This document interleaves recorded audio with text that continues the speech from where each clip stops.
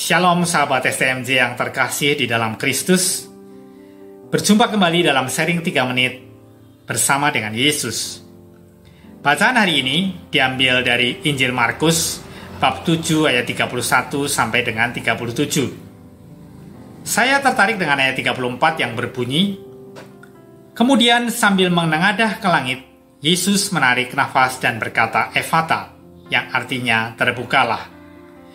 Banyak mujizat yang dilakukan oleh Yesus, salah satunya adalah menyembuhkan orang yang tuli dan gagap. Hanya dengan berkata Efata, orang yang tuli dan gagap menjadi bisa mendengar dan berkata-kata. Kemudian, Yesus berpesan kepada orang-orang yang ada di situ untuk tidak menceritakan kepada siapapun juga. Tetapi semakin dilarang, makin luas mereka memberitakannya.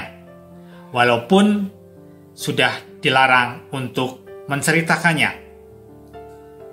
Pengalaman saya menjadi seorang yang tuli dan gagap, bukan tuli secara fisik, tetapi saya tuli dan gagap akan firman Tuhan. Sebagai orang Katolik, saya jarang menyentuh dan membuka kitab suci, sehingga saya menjadi tuli karena saya mengabaikan. Saya tidak menjalankan apa yang diperintahkan dalam firman Tuhan yang ada di kitab suci. Dan akhirnya saya menjadi tersesat dan salah jalan.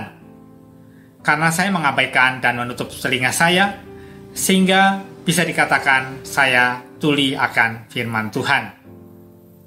Gagap pun menyertai, karena bila ada yang menanyakan kepada saya tentang hal-hal yang berhubungan dengan ajaran Katolik, saya sebagai orang Katolik tidak bisa menjelaskannya.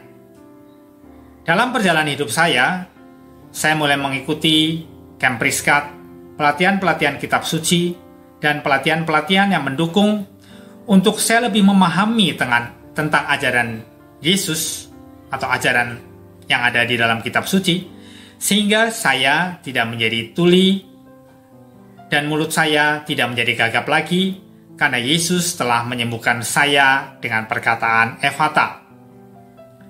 Saya menjadi lebih terbuka dan ingin sekali berbicara dengan orang lain tentang ajaran-ajaran Yesus yang merupakan kabar gembira bagi kita semua.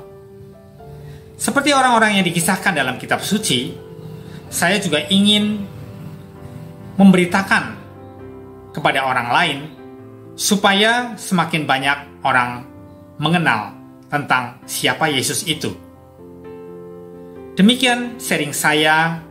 Melalui ayat ini, saya menjadi pribadi yang lebih terbuka untuk membaca dan mendengarkan firman Tuhan, sehingga saya tidak menjadi tuli dan gagap lagi. Tuhan Yesus memberkati.